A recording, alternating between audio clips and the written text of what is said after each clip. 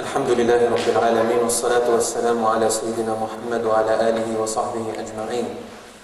من يهده الله فلا مضل له ومن يضلل فلا هادي له، وأشهد أن لا إله إلا الله وحده لا شريك له، وأشهد أن محمدا عبده وحبيبه وخاتم رسله صلى الله عليه وعلى آله وصحبه ومن سار على نهجه إلى يوم الدين.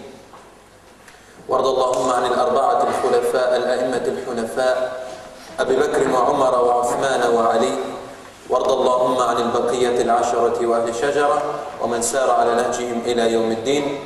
عباد الله، اتقوا الله وقولوا قولا سديدا يصلح لكم أعمالكم ويغفر لكم ذنوبكم. My brothers and my dear sisters in Islam, Assalamu alaikum wa rahmatullahi wa barakatuh.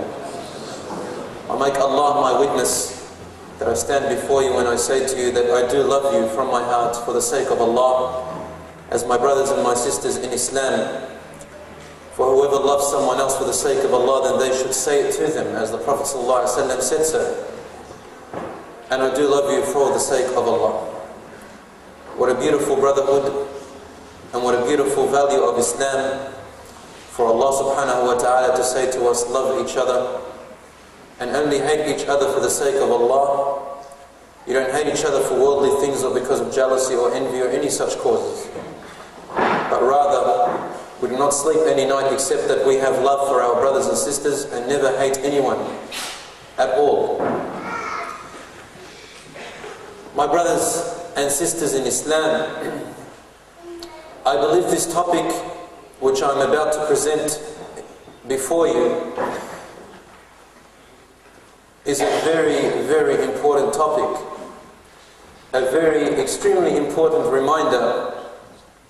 You and I are youth, and we all have parents, and some of us are parents, and some of us will be parents. Some of you, oh sisters, will one day inshaAllah be mothers, and some of you already are. And some of you, oh brothers, are already fathers, or will be fathers. And then some of you do not have parents, and some of you have one member of their parent, either a father or a mother. Brothers and sisters, one of the virtues and wonderful mercies of Islam is that Allah subhanahu wa ta'ala has made the greatest right after the right of Allah subhanahu wa ta'ala, the right of the parents. And the mercy of Allah subhanahu wa ta'ala, for Him to be merciful towards us on the day of judgment, for Him to be pleased with us on a day of judgment, for Him to make us into paradise when we have done our good deeds, is only when our parents are also pleased with us. So the mercy of Allah cannot reach us, brothers and sisters, without the pleasure of our parents upon us. When our father or mother say to us, Allah yirda alayk, may Allah be pleased with you, son, or may Allah be pleased with you, O daughter, and you die with them being pleased with you, and you have already obeyed Allah subhanahu wa ta'ala and given Him His rights, then there is nothing between you and heaven. There is nothing between you and paradise to enter. With the first group that enters Jannah, and you will not be delayed whatsoever. I bring this topic because many of our brothers and sisters do not know the values and virtues and rights of their parents. The greatest right immediately after Allah's right are the parents, because Allah subhanahu wa ta'ala mentions in the Quran all the time, when He talks about His rights, He follows it up with talking about the rights of the parents. وَاعْبُدُوا اللَّهَ وَلَا تُشْرِكُوا بِهِ شَيْئًا وَبِالْوَالِدَيْنِ إِحْسَانًا. And worship Allah and do not make any partners with Him, and be good towards your parents. أَنُشْكُرْ لِي وَلِوَالِدَيْكَ, that you must thank me and thank your parents. وَقَضَى رَبُّكَ أَلَّا تَعْبُدُوا إِلَّا إِيَّاهُ وَبِالْوَالِدَيْنِ إِحْسَانًا. And your Lord has decreed and commanded that you worship none other but Him, and be dutiful towards your parents. Allah subhanahu wa ta'ala always follows up in the same verse when He talks about His right, the rights of the parents. As though the worship of Allah can never be complete until the gratitude towards the parents has been met. And one of the greatest and most amazing hadiths which intrigued me is the hadith of Amr ibn Murrah al-Juhani, one of the companions of the Prophet ﷺ, who said, a man came to the Prophet ﷺ and he said to him, Ya Rasulullah, O Messenger of Allah, Shahidtu an la ilaha illallah wa annaka Rasulullah. I bear witness that there is no God worthy of being worshipped except for Allah, and that you are the Messenger of Allah. وَصَلَّيْتُ الْخَمْسِ, and I prayed my 5 prayers. وَأَدَّيْتُ زَكَاةَ مَالِي, and I produced the zakat of my wealth. وَصُمْتُ رَمَضَانَ, and I fasted the month of Ramadan. وَحَجَّيْتُ الْبَيْتِ, and I performed the Hajj to the house of Allah. The Prophet ﷺ replied to that, مَنْ مَاتَ عَلَى هَذَا كَانَ مَعَ النَّبِيِّينَ وَالصِّدِّيقِينَ وَالشُّهَدَاءِ يَوْمَ الْقِيَامَةِ هَكَذَا مَا لَمْ يَعَقُّ وَالِدَيْهِ. Whoever dies on these aspects, these characters, he will be gathered on the Day of Judgment with the prophets and the Siddiqeen, like Abu Bakr radiallahu anhu, and the martyrs of Islam on the Day of Judgment, هَكَذَا, like these 2 fingers, he said, together. So long as he or she does not disobey their parents. This is a Sahih Hadith in Ahmad and Al-Tabarani.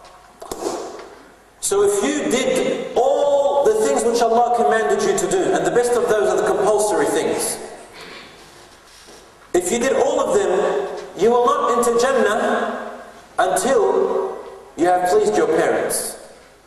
This is why the Prophet ﷺ said, رِضَى اللَّهِ بِرِضَى الْوَالِدَيْنِ.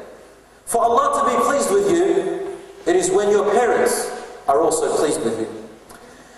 The Prophet ﷺ once was climbing up onto the minbar, where he delivers the sermon on a Friday. And then the companions heard him say Ameen on the first step, then Ameen on the second step, and then Ameen on the third step. When he finished, they asked him, why did you say those 3 Ameens, Ya Rasulullah?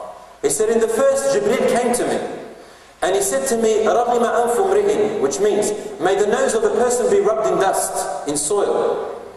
My name is mentioned in front of him, and he does not say, Sallallahu Alaihi Wasallam. So say, brothers and sisters, Sallallahu Alaihi Wasallam, which means peace be upon him. Secondly, he said to me, may his nose be rubbed in dust. He who reaches his parents in old age, meaning he lives until his parents grow their white hairs and their back is arched and they are old and withered, and he still does not enter paradise. Yani he dies with his parents after all this time. They reached old age and they were still not pleased with him, and he died, and he still does not enter paradise. Say Ameen, and he said Ameen. I do not remember the third Ameen though.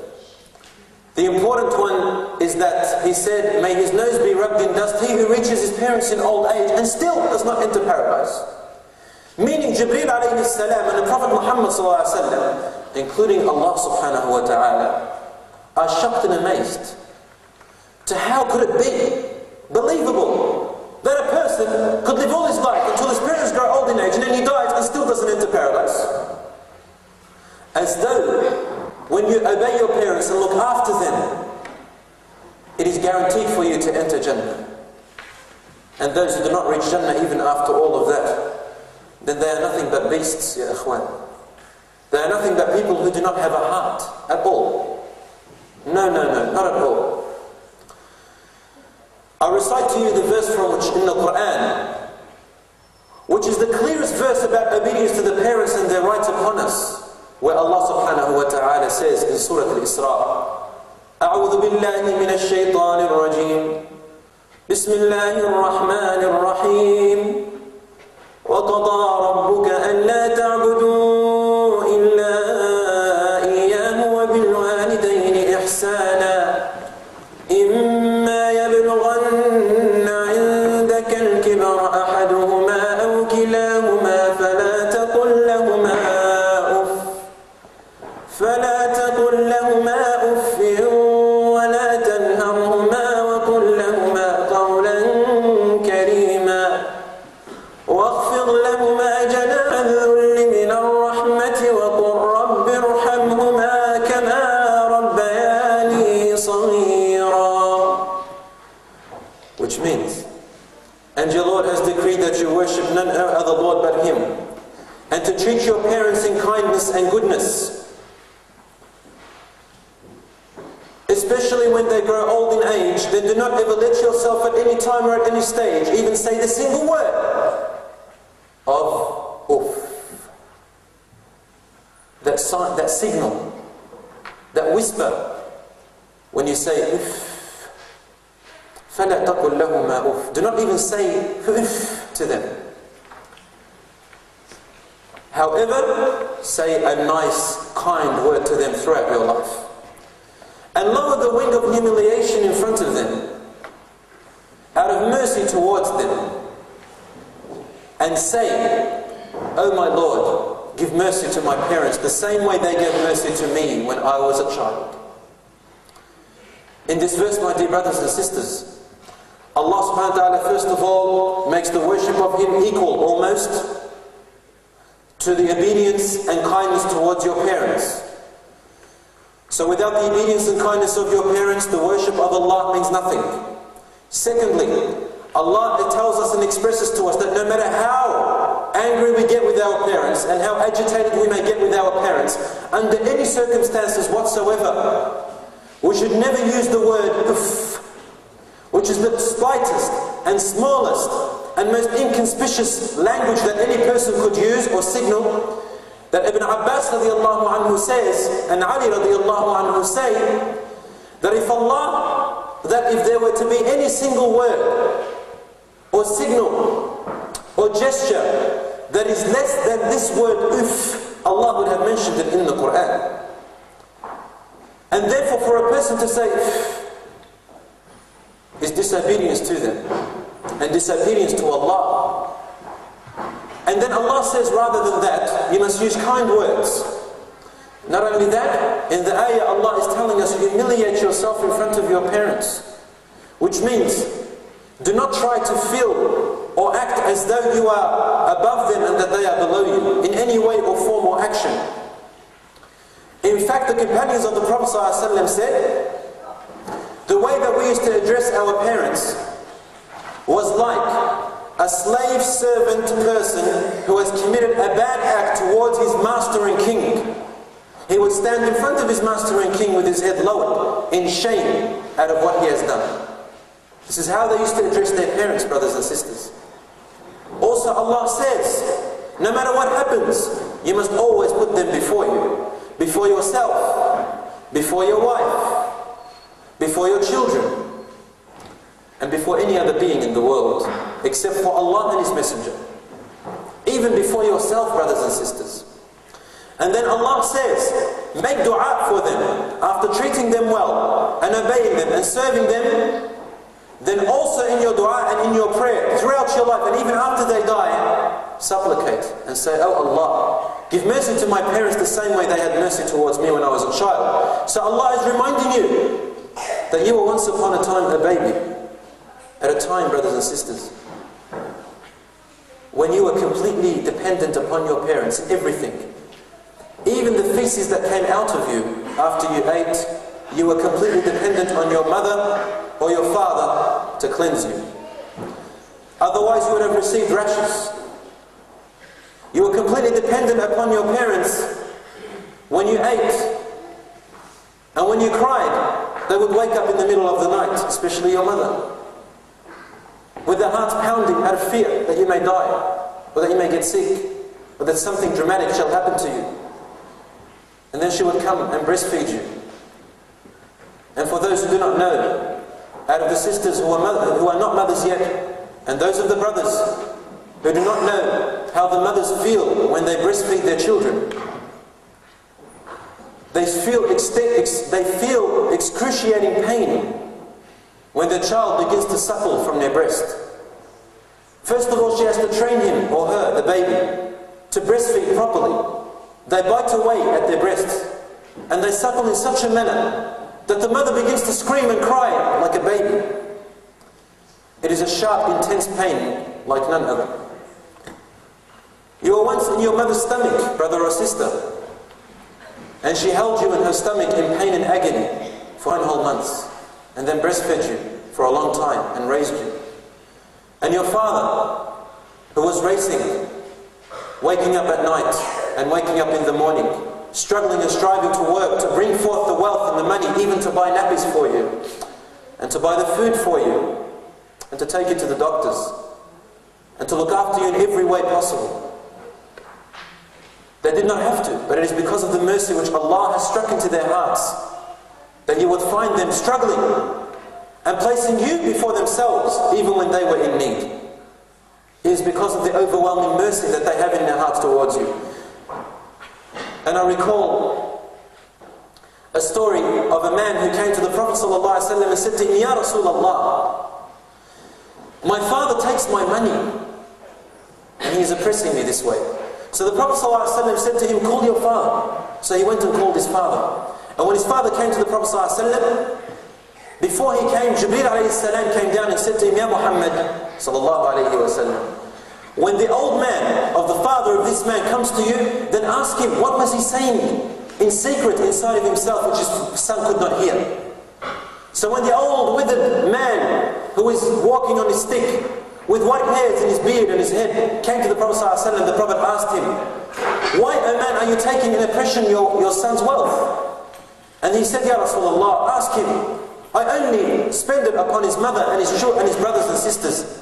The Prophet ﷺ said, tell me something else. I'm not interested in that. I want you to tell me what you were speaking to yourself as you were coming here, which your son could not hear in secret. And then the father looked at the Prophet ﷺ and cried. And he said to him, I was reciting a poem in myself, singing. And he said, غَذَوْتُكَ مَوْلُودًا وَعِلْتُكَ يَافِعًا تعل بما أجني عليك وتنهل إذا ليلة نادتك بالسقم لم أبت بسقمك إلا ساهرا أتململ كأني أنا المطروق دونك بالذي طرقت به دوني فعيني تهمل فلما بلغت السن والغاية التي إليها مدى ما كنت فيك أؤمله جعلت جزائي غلظة وفظاظة كأنك أنت المنعم المتفضل فليتك إذ لم ترعى حق أبوتي فعلت كما الجار المجاور يفعل. Which means, I nurtured you when you were a child, and then I supported you when you became an adolescent. When any night would pass you and visit you in sickness, I would wake up in distress, fearing that death would come upon you. And when I would look at you crying in agony of your sickness, it was as though I was being hammered away with a hammer on my head, with the same pain by looking at you which you have been hammering, or which you are feeling as you are crying in front of me. And so I will put you in front of myself. And then, as soon as you grew up to reach that age, which all my life I had been hoping for you to reach, and had pride in you reaching, you rewarded me with harshness, agony, pain, and distress. And so you became selfish with your wealth against me, and treated me nothing like, except like a neighbor would treat another neighbor. When a neighbor goes past, what does he do for you? He says hello, good morning, goodbye. And that's about all you can get from a neighbor. And so you were selfish with your wealth. At that point, the Prophet ﷺ, he looked up and his beard was soaked with tears. And he took hold of the chest of the young boy. And he said to him, أَسَمِعْتَ يَا غُلَامْ أَسَمِعْتَ يَا هَذَا. Have you heard what he has said? أَنْتَ وَمَالُكَ لِأَبِيكَ أَنْتَ وَمَالُكَ لِأَبِيكَ. You you and your wealth is all for your father. You and your wealth is all for your father. The gratitude of our parents is far beyond our imagination, ayyuha al-ahibba. And you will one day be parents, and you will go through the same thing. There was a man who was in the market, and the people saw his son was bashing away to him, was smacking him and hitting him, and dragging him on the ground. And then the people came up to his son and began to drag him away from his father and said, "What's wrong with you? Have you gone crazy? Shame on you hitting your own father." And then his father looked up, he was an old man, and he said to them, "No, leave him. Leave my son alone, let him bash me. Wallahi, this is exactly the same place where I used to bash my father." So the Prophet ﷺ said, مِثْلَ مَا تَدِينُ تُدَانُ. The way you treat others in the same way, you are in the future going to be treated. If you treat your parents bad today, then Allah will punish you one day by giving you children which will do the same thing to you. At that moment, you have no one to blame except for yourself, brother or sister.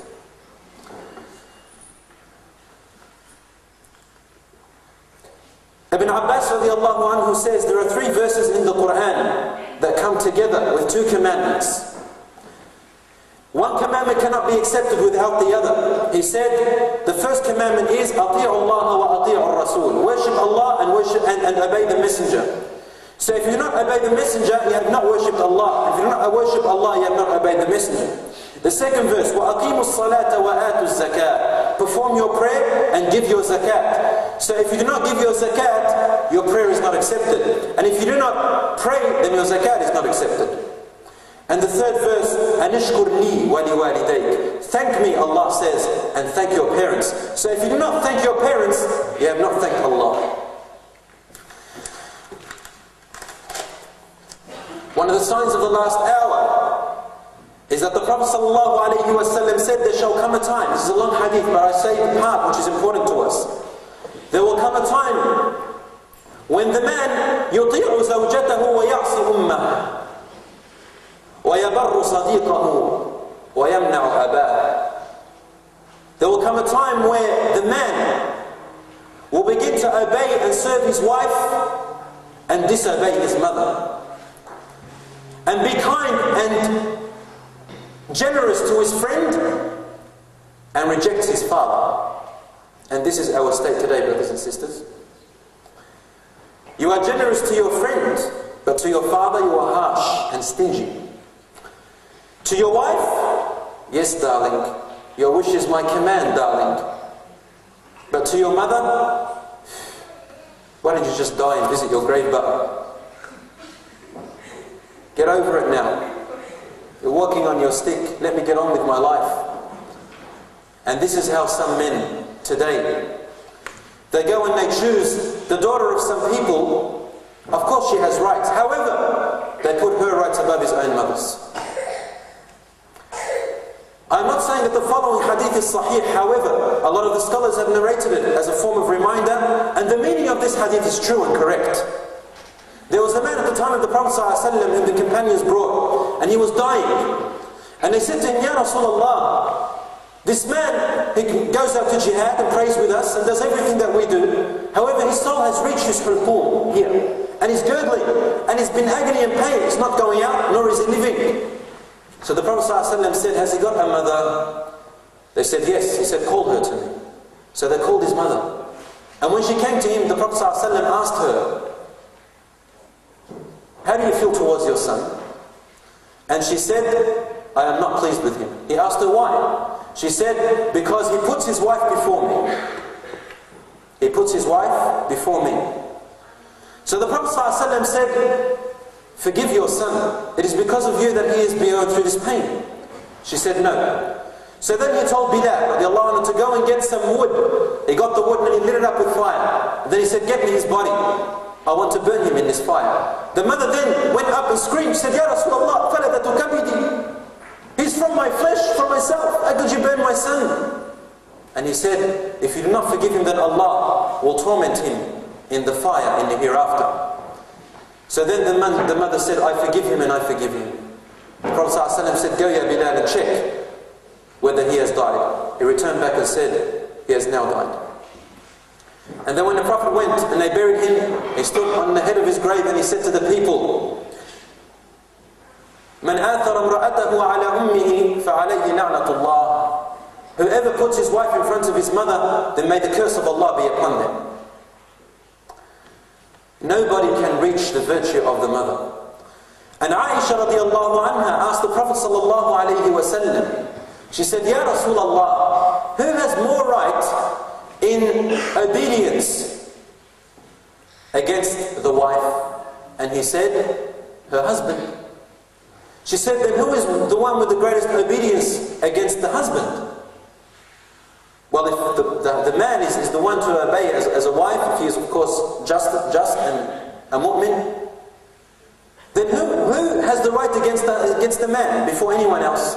And he said, his mother. His mother. No one can put anything before the mother or the father. And this is when a man asked the Prophet ﷺ and said, "Ya Rasulullah, who has the greatest right against me?" He said, "Ummuk," your mother. "Thumma man?" Then who? He said, "Ummuk." He said, "Then who?" He said, "Then Ummuk." 3 times. He said, "Then who?" He said, "Thumma abak." Then your father.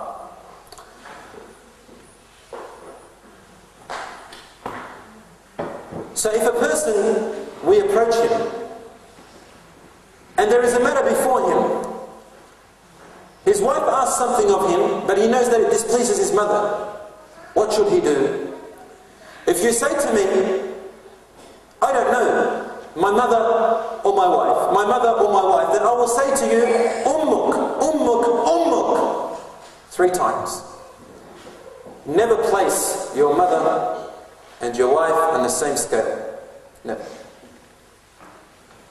Your wife has other rights, but not before your mother and not before your father.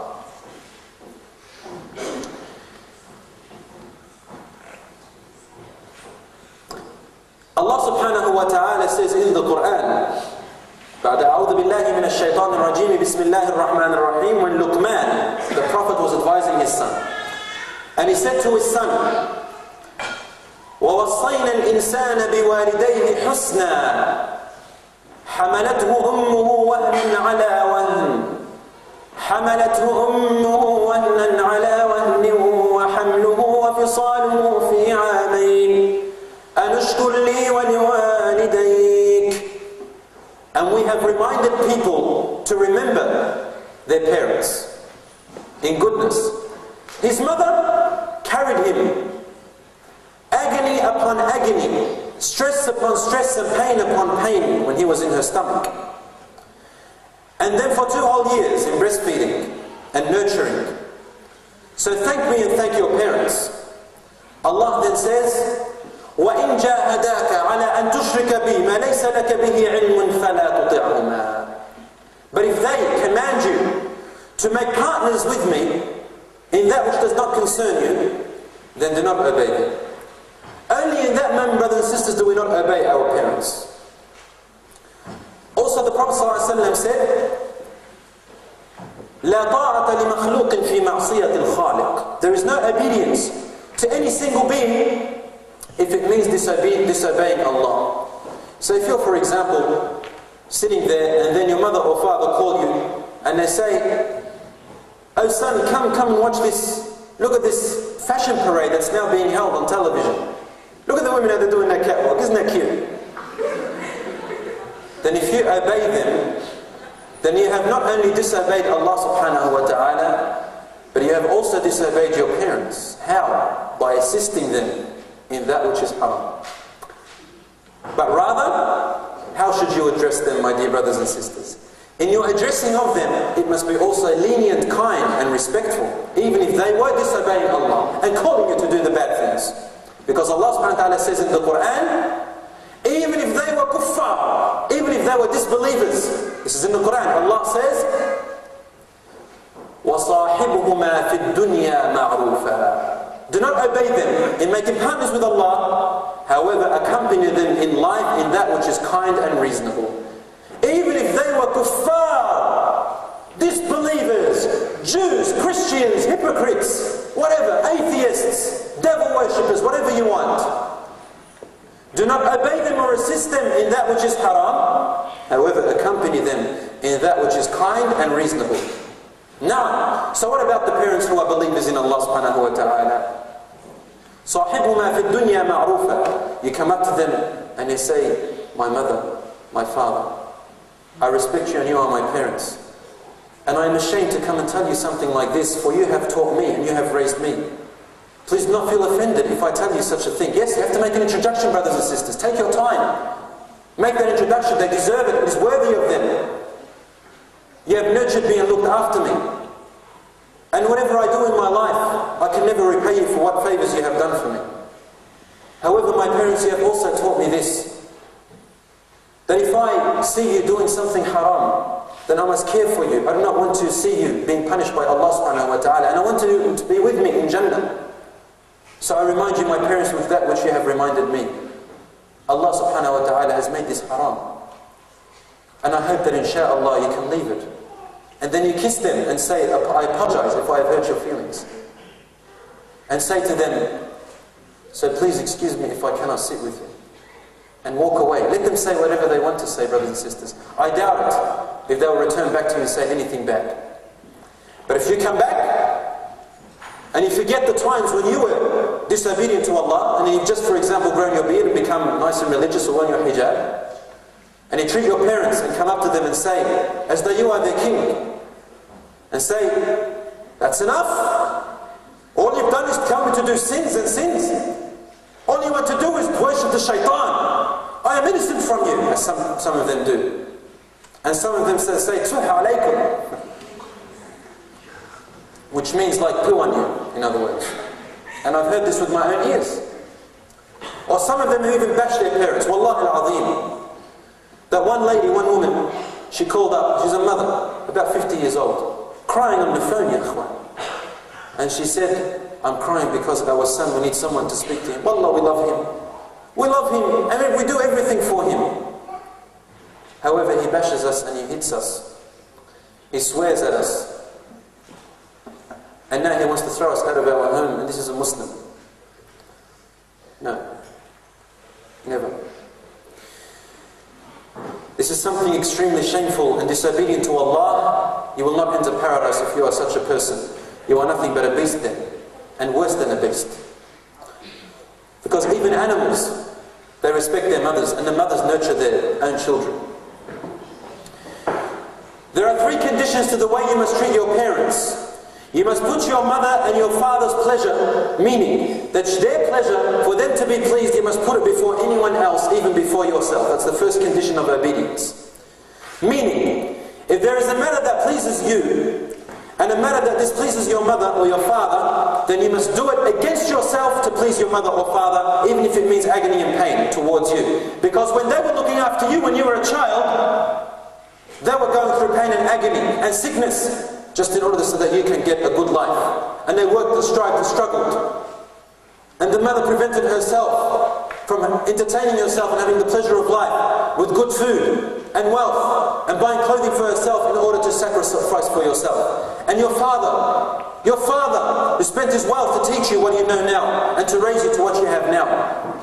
When they were there and you were a child, they looked after you when you were completely weak.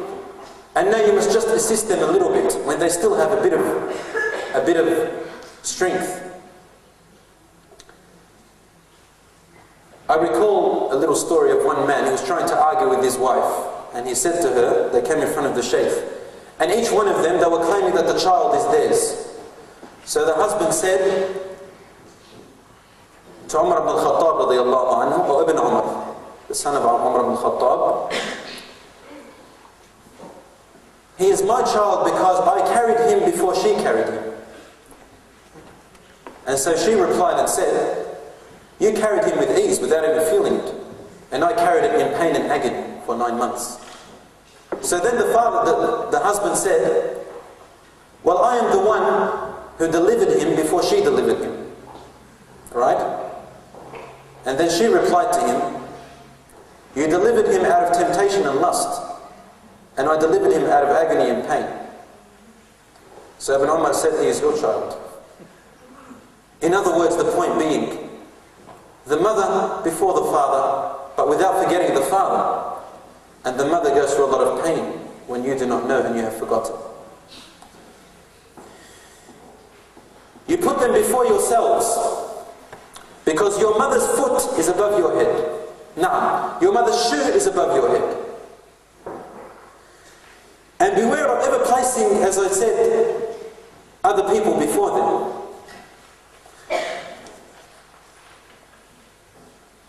And say also to your wife, for example, or to any other person, and I say the wife here because, my dear sisters, this is a lesson for you to learn because I fear for you.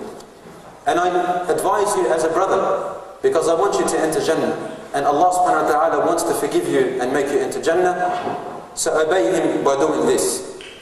And O husband, with your iman and your proper leadership, without oppressing your wife, say to her from the beginning with that which is the best, like a loving parent, like a loving person to her. Because she has left her father, so you must advise her like a father. And she has left her mother, so you must nurture her and look after her like a mother. And she has left her brother, so you must be towards her with your ghira like her brother. Say to her from the beginning, O my wife, you and I can never enter paradise without my mother and father being pleased with me. Because I can never enter paradise without my mother or father being pleased with me. And if you displease my mother or father, then I will be displeased with you. And you will not enter paradise, nor will I. Now, my sisters, look after this. Do not displease your husband's parents. Similarly, O husband, do not displease your mother, your wife's parents either, because you will lose your respect. But before that, the father, the husband, is responsible for his parents forever. And he is also responsible for you, a wife of his. Do not displease his mother or father, because he will become displeased with you, and then both of you won't enter paradise.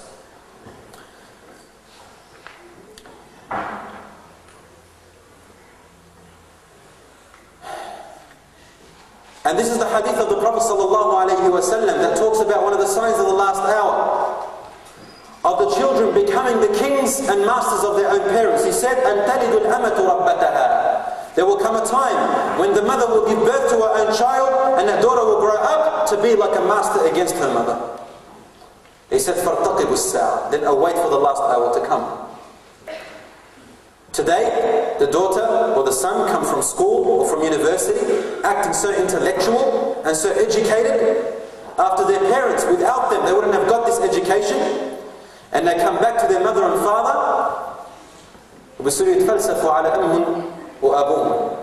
Good morning, my mother. I am educated. But without them, you have not have reached this position. The daughter cannot touch the dishes because she's got homework to do. The son has got some cars to look for, to sell. He's got to save up his money because he's got to get married. The father asks him for $100. Oof, Dad, you've lived your life, let me live mine. And this is disobedience to them and to Allah subhanahu wa ta'ala. You should serve your parents while they are reclining on bed. You should wash their feet and massage them. And you must assist them in everything of your might and your ability. Otherwise, the same thing will happen to you when you get married. And you will not be blessed in your education or your wealth if this is what you think. There are many hadiths of the Prophet ﷺ, which the scholars have talked about, that whoever disobeys their parents, they will live a life of misery.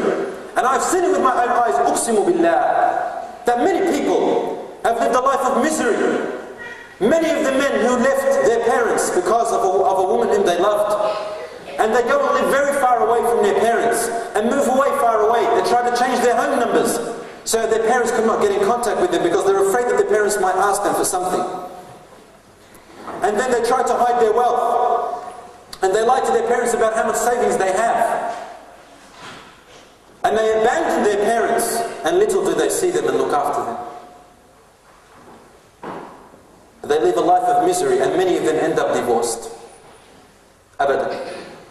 And I've seen with my own eyes, and Allah is my witness, brothers and sisters, of brothers and sons and daughters who have obeyed their parents throughout their lives, and they are living such a beautiful life. And some of them are poor. Yet wallahi al-azim, I wish that I could be in their life.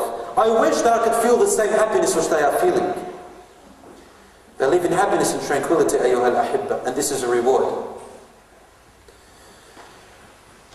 The second condition towards your obedience to your parents is to obey them in everything, whether you like it or not. So long as it is not a sin or it is out of your ability. Whether you like it or not, you must obey them. A man came to the Prophet ﷺ and said to him, Ya Rasulullah, I want to go out into jihad with you. So the Prophet ﷺ asked him, do you have two parents? He said, yes, I have parents. He said, have you asked them for permission to go out to jihad? Jihad. Fi sabilillah. And he said, yes. He said, how did they respond to it? He said, I left them crying over it. The Prophet ﷺ grabbed him and said to him, return back and make them laugh the same way that you made them cry.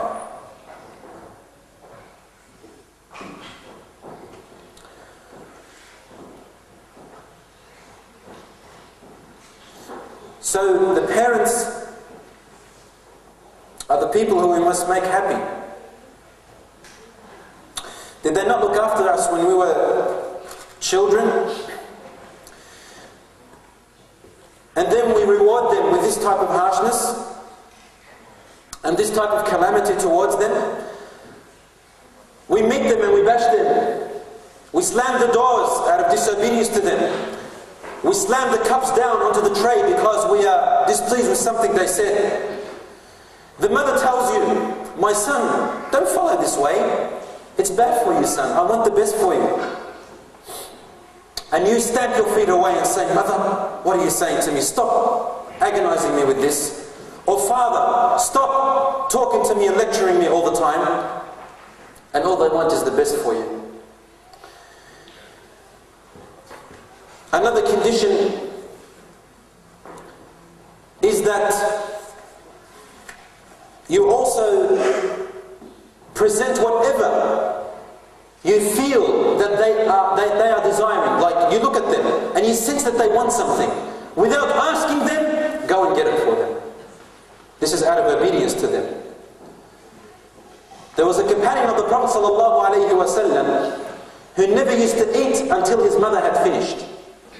And he was a companion who was known to have never eaten together with his own mother on the same plate. So some of them started to talk about him and say, what's wrong with him? He doesn't want to even eat with his own mother on the same plate. And when they asked him, he said to them, because if I eat on the same plate, I fear that I may reach out to something which my mother had her eye on and she would not tell me, because she has so much mercy. Another companion, once his mother called out to him, and then he replied so that he can make her hear, and he said, Na'am, not intending to raise his voice. And when he noticed that his voice had been raised above his mother's voice, he went and he bought 2 slaves and freed them because of what he had done. Another companion noticed that he had displeased his mother or his mother because of something. So he would not leave her all night until he placed his cheek on the ground and he told her, step on my other cheek, mother. Abadan.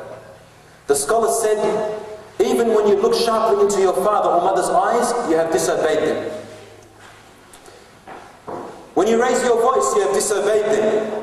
When you signal with your hands in anger, you have disobeyed them. And so on and so on. Abu Hurairah radiallahu anhu, and now if I bring the stories of the companions and the predecessors, we'll become exposed, we'll feel ashamed of ourselves.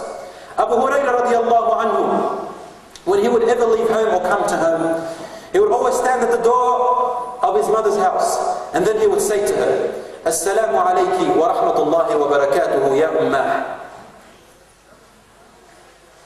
And then she would say, Wa alaykum assalam wa rahmatullahi wa barakatuhu ya bunay. And then he would say, may Allah give mercy upon you, O mother, the same way you gave mercy upon me when I was a child.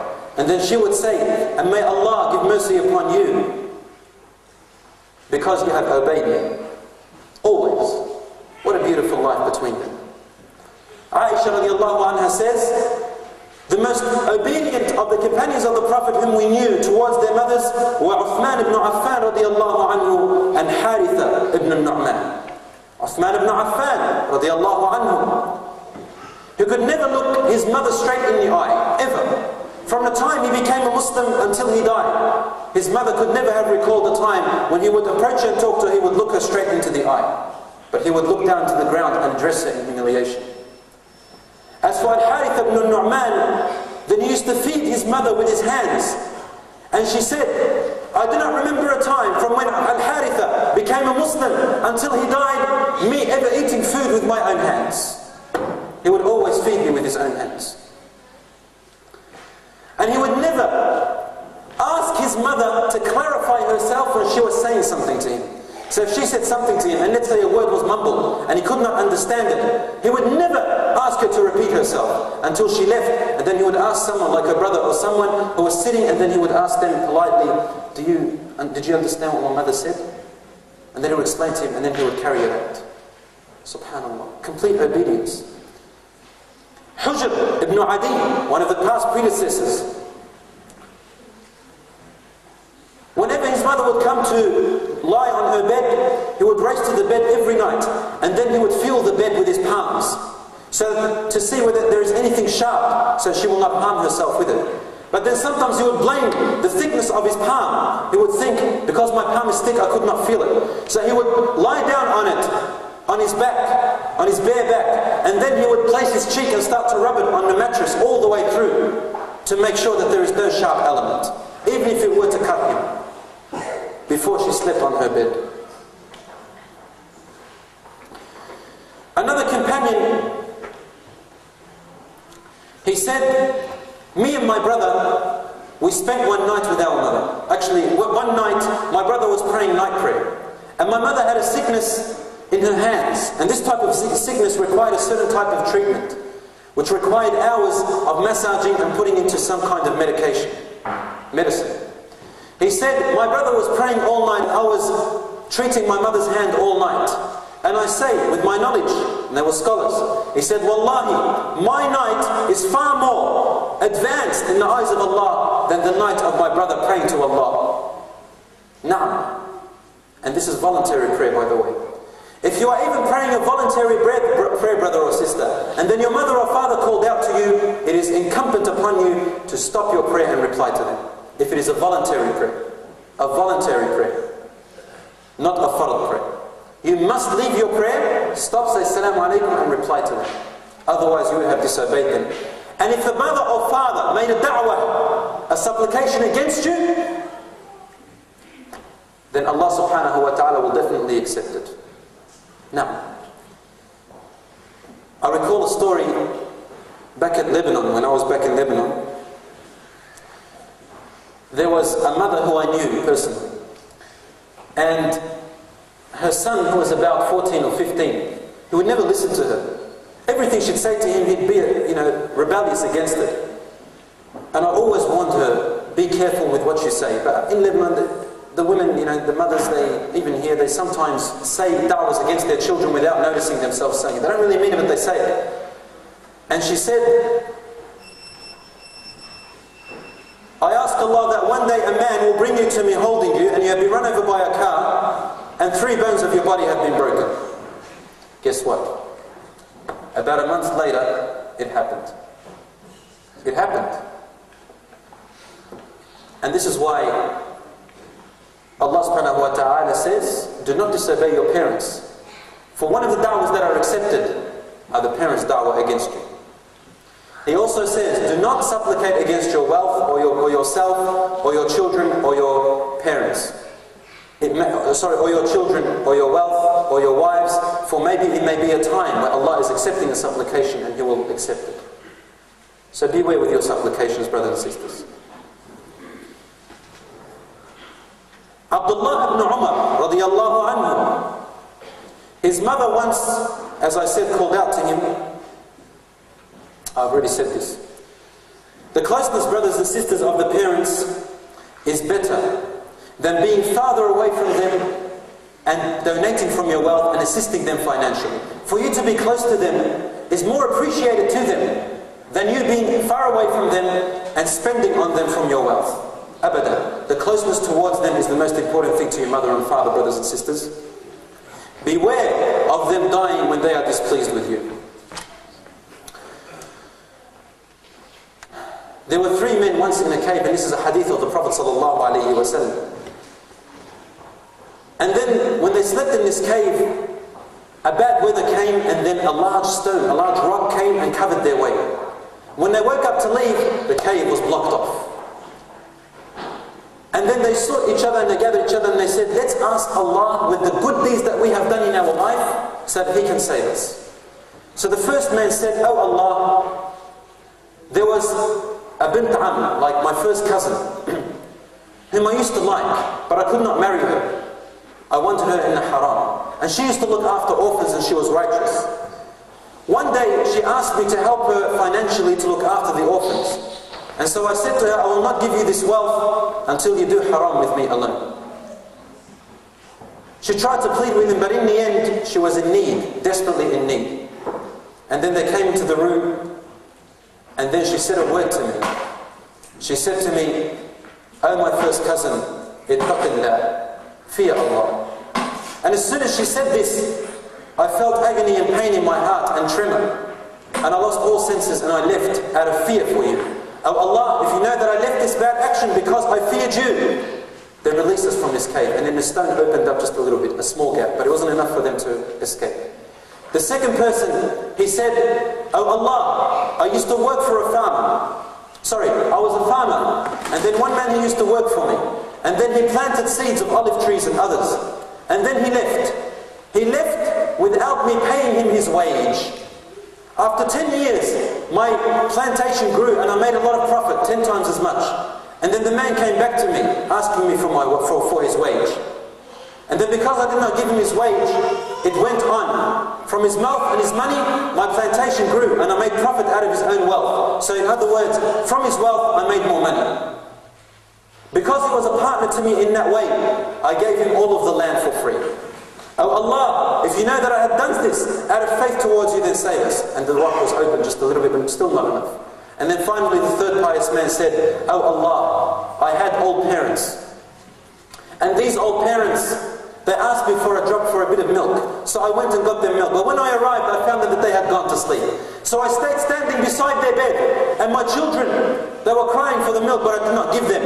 And I stood all night waiting for them to wake up because I did not want to wake them up and cause them displeasure until when they woke up in the morning, I gave them the milk and they drank it. And then I gave my children and my family.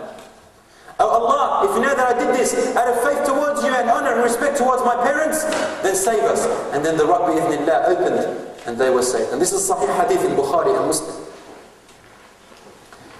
The treatment, my dear brothers and sisters, towards our parents is far beyond any of our imaginations. And I know a lot of the youth here do not understand why.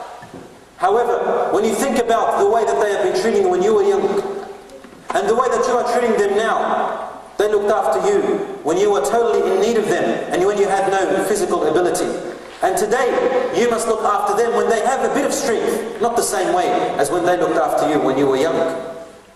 At all. How do we want to reward our parents today, brothers and sisters? And then, especially obey them when they reach that old age. Especially when they reach that old age and their white hair has grown on them and you see their back has arched and you see them sitting in front of you and they look at you like the look of a poor orphan that is waiting from you a piece of bread or a piece of clothing or a piece of food, and they ask you, oh son, give me something so that I may survive on. Wallahi, we have not rewarded them in favor of what they have done for us, oh brothers and sisters. Wallahi, we have not even rewarded them with an ash worth or an atom's worth of what they have done towards us. A man came to Ibn Umar radiallahu anhu and he said to him, Ya Umar, I carried my mother on my back in Hajj and I went all around the Tawaf and then I came back to Medina. Have I given back the right of my mother? And he said, Wallahi, you have not even repaid her the single contraction which she had when she was giving birth to you. إِنَّ فَضْلَهُ مَا كَانَ عَلَيْنَا كَبِيرًا. Their honor and their virtue against us is very, very enormous. And my dear brothers and sisters, do not feel selfish or be selfish towards your parents and your wealth. Your father comes up to you and says to you, my son, Give me $100. So you give it to him. And then he asks you again, give me another 100. You give it to him. The third time he asks you for another 100. And then you go, far out. Abadan. You should not say that. Rather, you should say, if you are desperate and you don't have enough wealth, then say to your father, oh my father, Wallahi, if I were able to sell myself in order to give you this money, I would have. But I cannot. So have mercy upon my weakness and my poverty, which I am now encountering. And when I do that, Wallahi, I will give it to you, oh my father. That way your father will say, may Allah be pleased with you, my son. And he'll make a dua for you and say, oh Allah, grant him and provide him. And you'll live a prosperous life, inshaAllah. Look at yourselves and see, if you are miserable in your life, if there are calamities happening to you in your life, if there are wrong things going on in your life, your business is failing, your marital life is wrong, your children are disobeying you, then remind yourself, revise. Have you disobeyed your parents lately? Have you said to them oof lately? Have you looked at them sharply into their eyes lately? Have you stamped your feet away in anger lately? Have you signaled to them with your hand out of anger lately? What have you done? Maybe that's a result of it, brothers and sisters. And this is what's most important after the worship of Allah subhanahu wa ta'ala.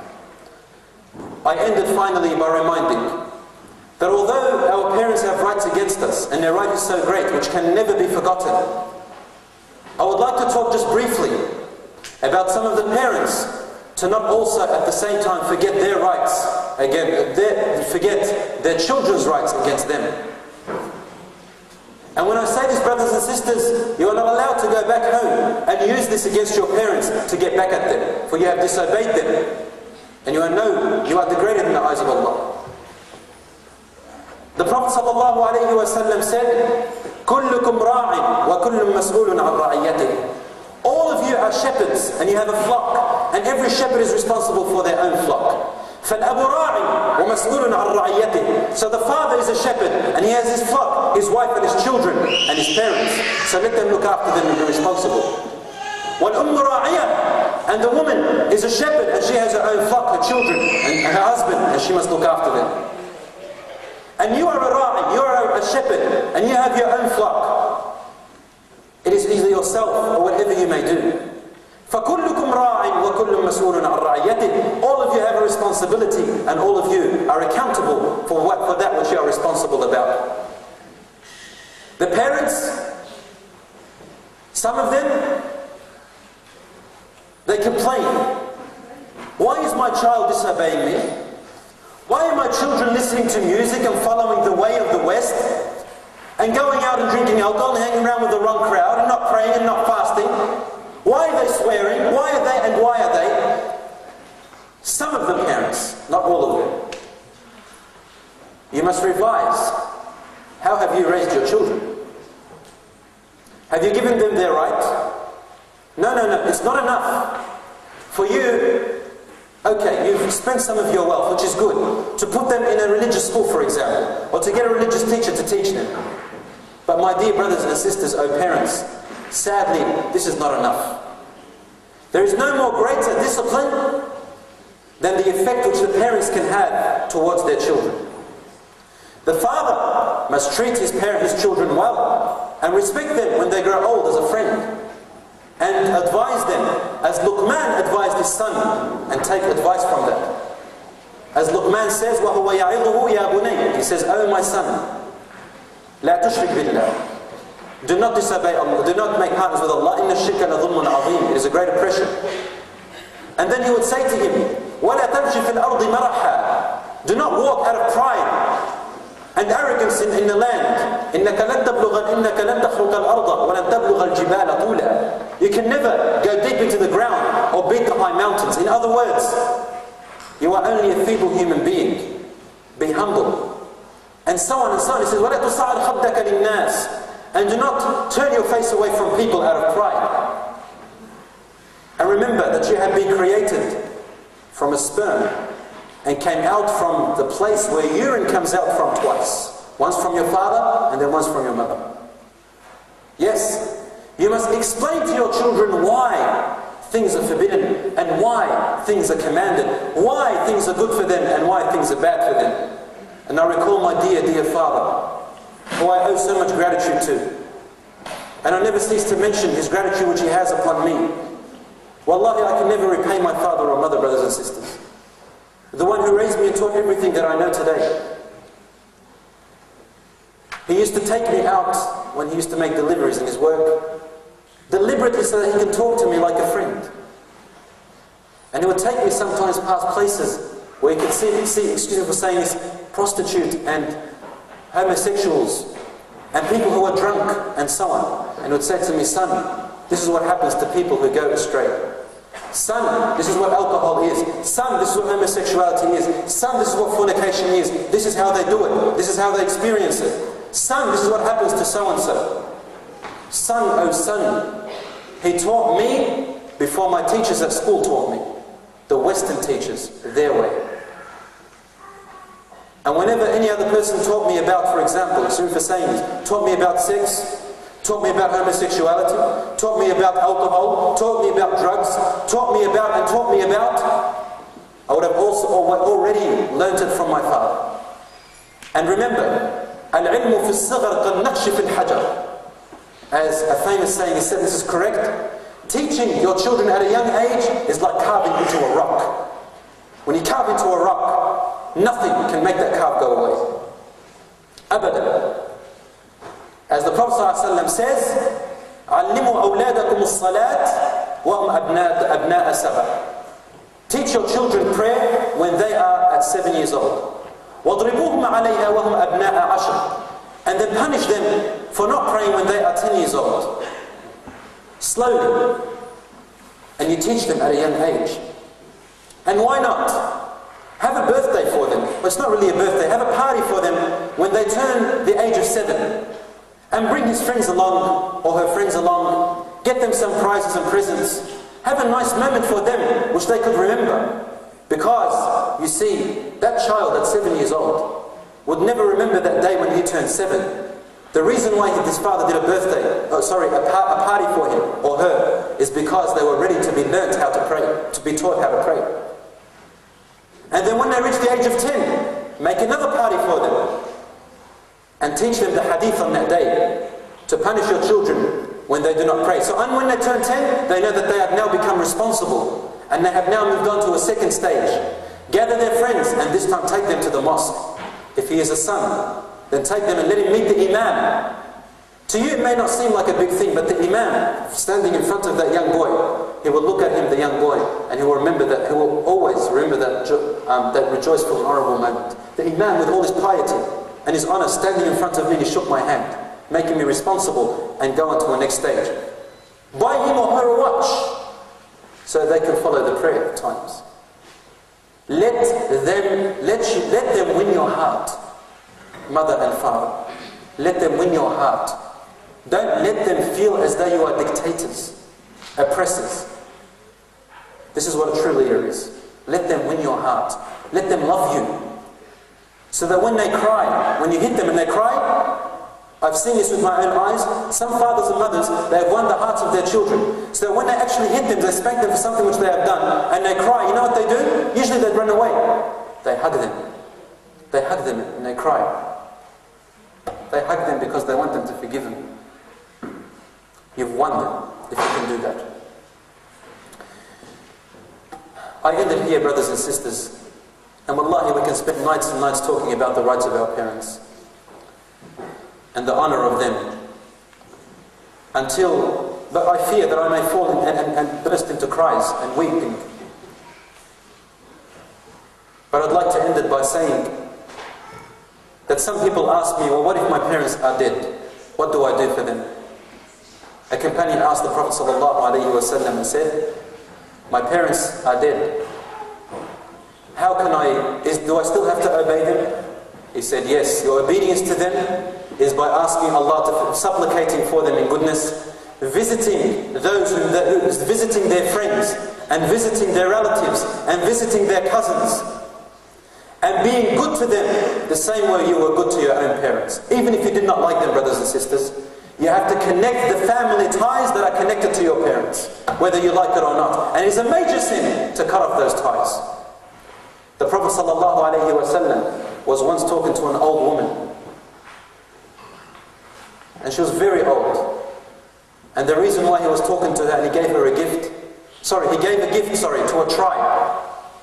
And Aisha radiallahu anha asked him, why are you giving those gifts to that tribe? He said, that is the tribe that assisted my wife Khadija, and she is from them. That is the tribe of my mother, and I must connect that family tie. So you must honor and respect the people, the friends of your father and the friends of your mother. Do not forget that, brothers and sisters. They have a right against you with that. أقول قولي هذا وأستغفر الله لي ولكم فاستغفروه سبحانك اللهم وبحمدك أشهد أن لا إله إلا أنت أستغفرك وأتوب إليك. I thank you for listening, brothers and sisters. Wassalamu alaikum wa rahmatullahi wa barakatuh.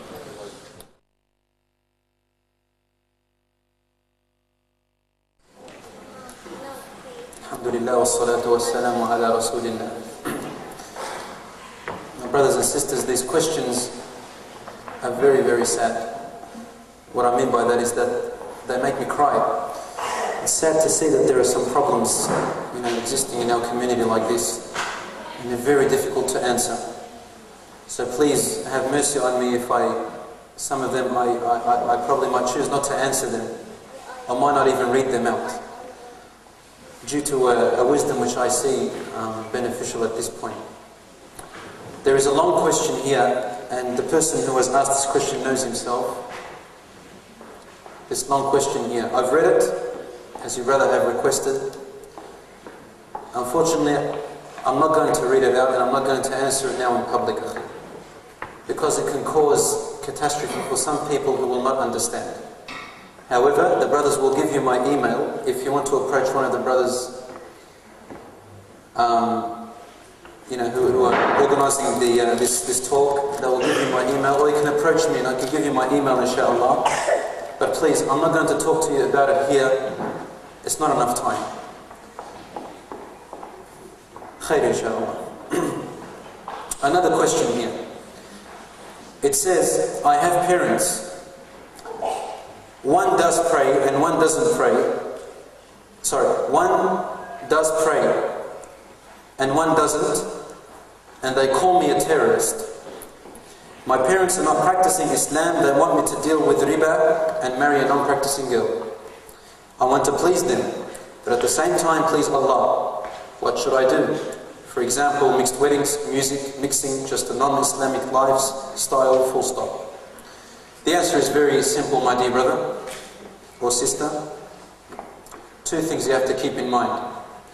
First of all, you cannot put on the same scale what pleases Allah and what pleases your parents.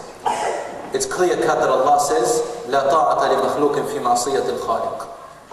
There is no obedience to any creation, even your parents, even your kings, even yourselves, if it means disobeying Allah subhanahu wa ta'ala. They call you a terrorist, that's fine. Then you inshallah have got the qualities which Ibrahim alayhi salam went through himself. His father would say to him, وَهْجُرْنِ مَلِيًّا, leave me, O evil one. Ibrahim alayhi salam will constantly, this is now your second lesson, how to reply to them. Ibrahim alayhi salam will constantly say, Ya abati, Ya abati, Ya abati. This is an Arabic word with all respect, not daddy, or dad, or pops, or my old man, none of these things. He said, Ya abati, inni akhafu alayka. I fear harm to you, and so on. So he spoke to them very politely. And that is all he can do. It is all he should do. However, never obey them in anything which displeases Allah subhanahu wa ta'ala. Abadan. Never.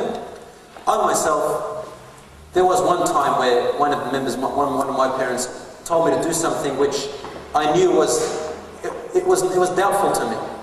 And I disobeyed them. And I said, please, forgive me. But I just cannot do it. My heart does not accept it as being halal. And they understood. Politeness and obeying Allah will lead you to success and make your parents, inshallah, be better to you. Wa alaykum as-salam wa rahmatullah. The question: what do I do if my parents are not pleased with me growing a beard due to their beliefs that it is not obligatory and that we live in a difficult time? If you, my dear brother, are convinced that it is obligatory and that the dalil is there in front of you, which is in front of you, then do not obey them. And if they come to shave it off when you're asleep, that's as far as they can really go, then it's alright. They've shaved it off. Hair grows again. And also, you try to convince them with the dalils that you have. If not, then leave them and do what you see to believe in your heart as being proper, which you will meet Allah subhanahu wa ta'ala with. Anyway, even if it was not obligatory, let's say that it wasn't, but it is. It is obligatory, with 7 different hadiths of the Prophet ﷺ, which are undoubtedly sahih. However, let's say it wasn't obligatory. Would it not at least be a virtuous act which Allah subhanahu wa ta'ala loves? Yes, it would. And they cannot prevent you from doing something which Allah loves. Remember again, I advise again, politely respond to them. If it doesn't work, you don't have to say anything anymore. And treat them bil ma'ruf, in reasonable terms, forever and ever and ever. Not because they tell you shave your beard, you have to mistreat them now. You disobey them in that issue, but everything else is still the same as what I've mentioned in my topic. Another question. You talked a lot about a husband's mother's rights. No, I did, yes. Can a wife put her mother before her husband? It's a difficult question. However, in the Sharia terms, she cannot put her mother's obedience before her husband's obedience. Yani if her father or mother say to her, do this, and then her husband tells her, don't do that, if that thing, Allahumma, if that thing is not something which Allah hates, and it's something which is haram. Let's say your mother tells you something which is halal, and your husband's told you something which is not good, either not good for yourself, or not good for your parents, or not good towards Allah, you disobey your husband, of course, because this pleases Allah. However, it's something which is halal, and your mother tells you do this, and your husband tells you no, do that. You have to obey your husband first, and then with your smartness, don't go up to your mother, for God's sake, and say to her, Mum, my husband told me to do this, I can't. No. Do what your husband has told you to do. I'm sure, inshallah, you have enough time to go about it. And as smart as you can, try to also please your mother with your nice words and by obeying her later on. Make up an excuse, but don't lie about it. Try to, inshallah, be polite with her in that way. And this depends on how smart you are. So try to, in the best of your ways, in the best of what you can, to try and sort of meet between your husband and between your mother. Now it depends on what the issue is, and since it's a general question, I have to answer generally. These questions, you cannot answer every single detail about it. Some issues need specific verdicts. Another question. My mother has all pictures and statues in the house. I want to throw all these away. Although she's going to be very angry at me. What should I do? My intention is to protect her from the shaitan and to allow the angels to enter our house. Ya akhil kareem, you are not the guardian of the house. Your duty living under the guardian of the house, who is your father, and then your mother, is to advise them in that which is the best means and politeness and respect. If they refuse, then you have no right to take down the pictures. If they refuse, if it means that they're going to get angry and start to shout at you and so on, but at least in your own room, which is your own domain, don't allow any pictures to be up there. Inshallah, they cannot say anything. But outside, your father is responsible, so you are to talk to your father. And then the burden is on him, not on you. You have done your best. And Islam is easy, and da'wah is easy. Only certain people make it hard upon themselves. It says another question here. Tell men to also respect their wife too. She needs to be loved and protected by him. She belongs to him only. He should know her values too. And I agree with this sister completely, of course.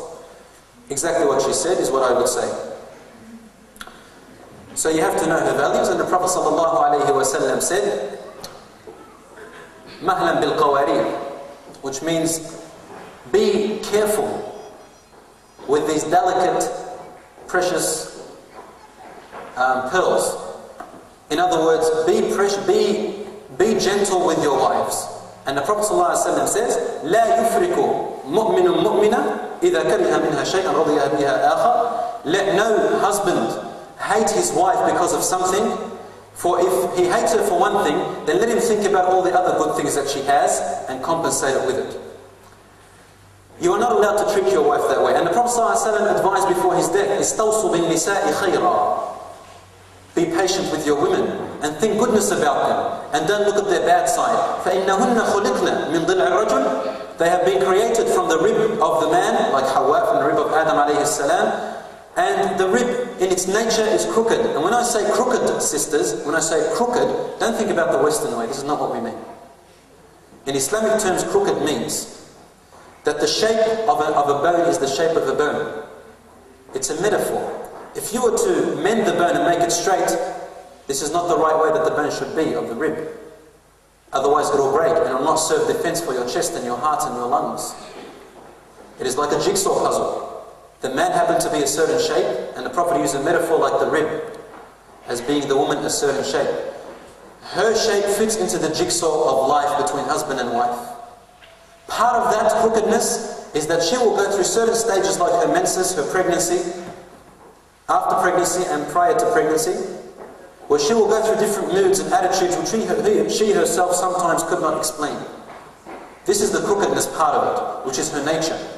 And if she wasn't like that, then her emotions and her affection towards her children would have not been the way that Allah had created the mother to be. You see, the mother cares for a child more than the husband generally.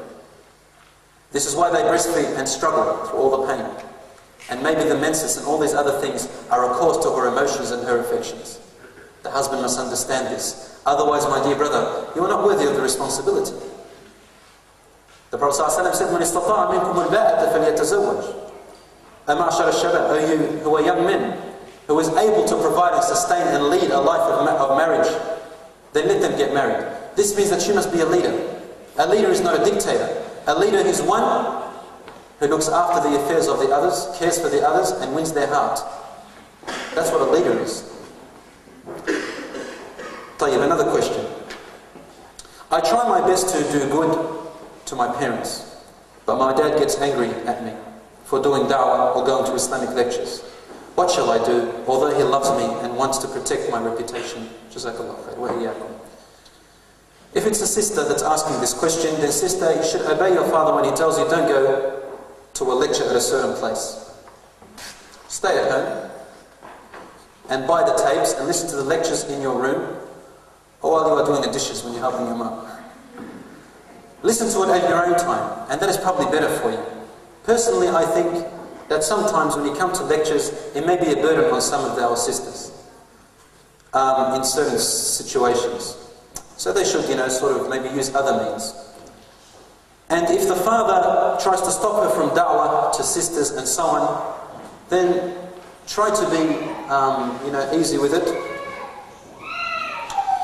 And you should try to approach it in a smart way. Don't obey them in stopping you from da'wah. However, your father has the right to say to you not to go to certain places if you're a girl, a sister. Or, not to get out of the house at a certain time. Right? And you must obey your father in that way. As for the brother, if he is a brother, then no, you don't obey your father in stopping da'wah. This is what Allah subhanahu wa ta'ala has commanded us to do, male and females. We have to give da'wah. كنتم خير أمة أخرجت للناس تأمرون بالمعروف وتنهون عن المنكر. You are the best of all nations sent to mankind because you command that which is the best and good. And you forbid and help to forbid things which are evil and bad to the people. So you don't obey your father in that way, but remember, you remain and are consistent with the other obedience and the other love and affection and your duty towards your father and your parents. Another question. If a part of our parents' family are kuffar, do you still obey them? Yes, you obey them, but you just don't obey them in what? In what? Brothers, what do you don't obey them in? In shirk, in sins, in things which Allah becomes displeased with. But you obey them in everything else, worldly things. Okay? There is another question here.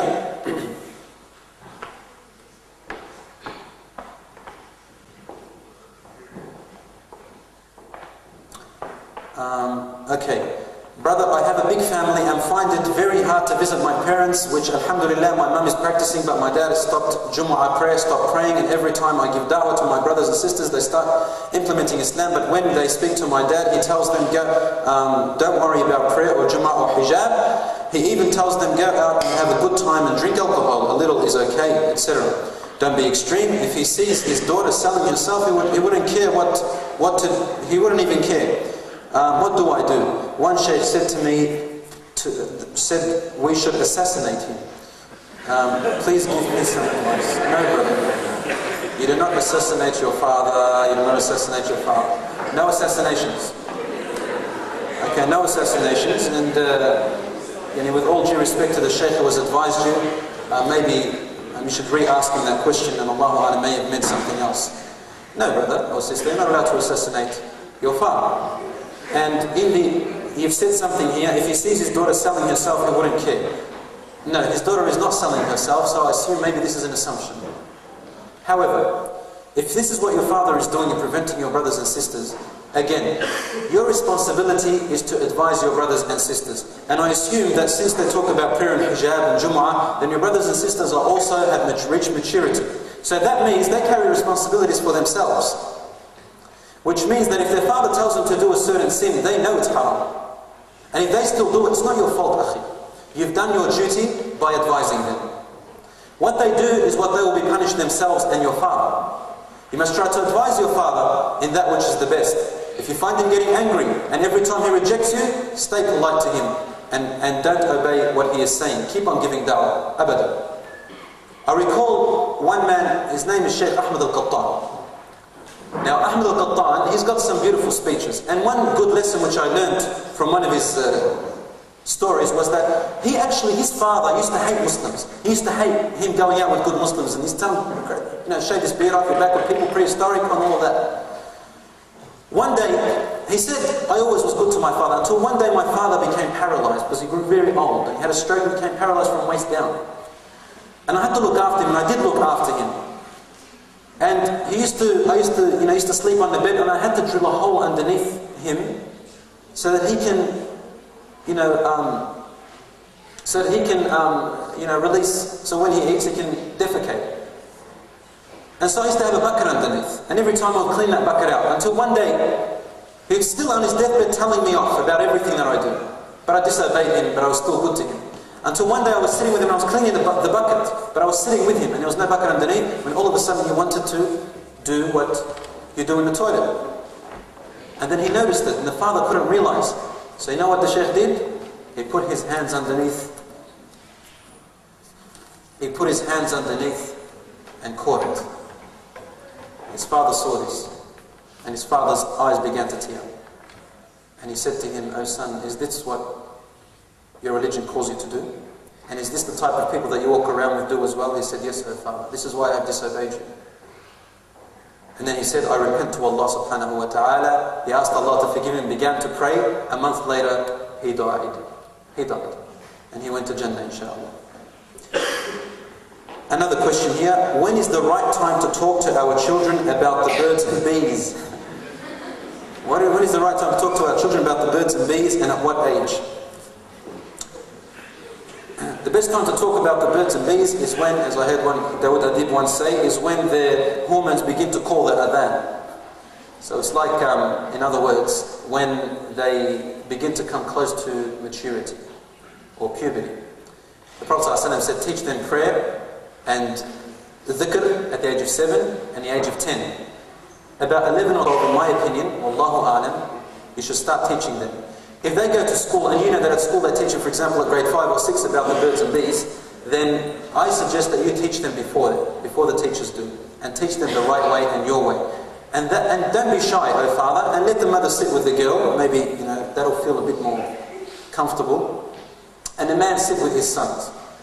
I remember the first time my father taught me about the birds and bees was when I was about 9 years old. My brother was 8. And we were arguing with some neighbours of ours who were Muslim. Obviously they knew what the birds and bees meant. And my brother would say, no, the mum and dad don't do that stuff, only the kuffar do it. And he would say, then they go, then how did she get pregnant? And he would say, well, she eats a lot, and when she eats a lot, her stomach gets big, and then that's how.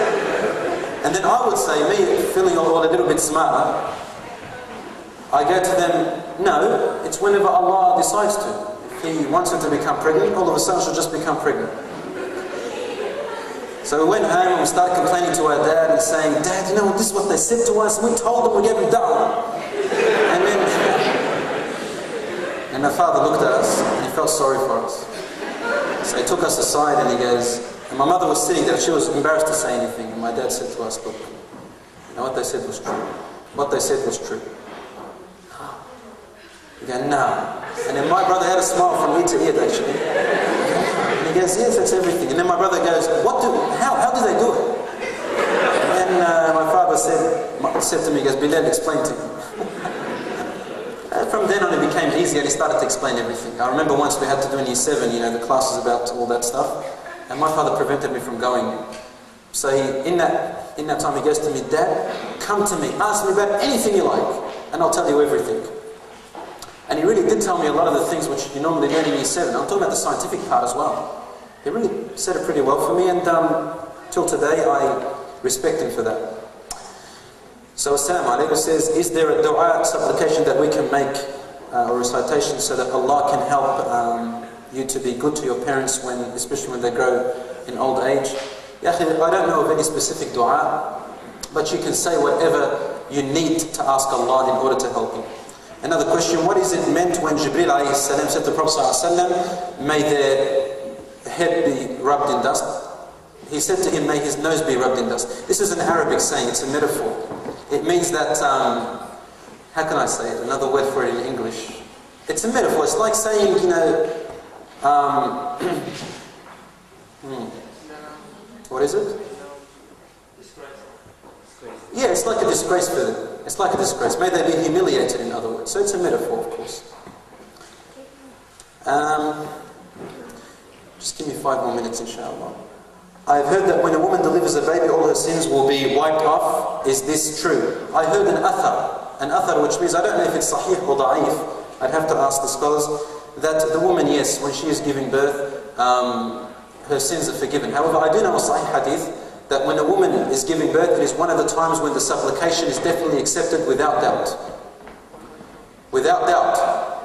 And it is equal to going to Hajj.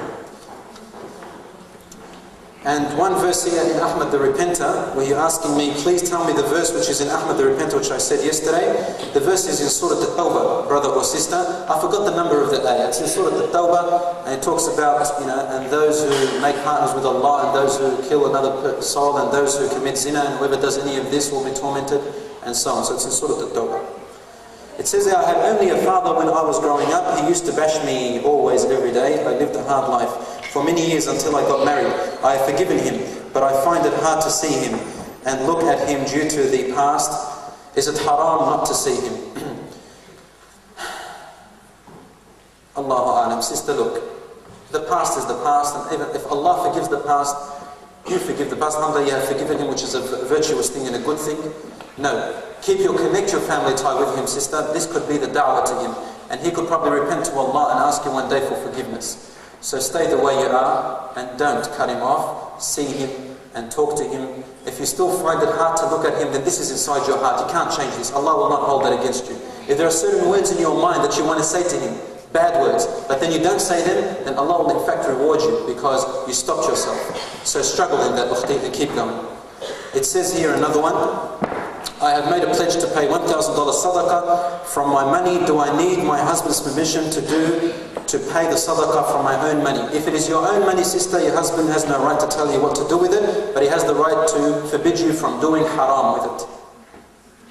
Husband, you have no right with her money. You can't take it, you can't tell her what to do with it. If she wants to give it in sadaqah, you cannot prevent her. You can forbid her from fasting voluntarily, praying voluntarily, for example, taking from your wealth and giving sadaqah, but you have no right whatsoever to her own wealth. Islam forbids you from doing that.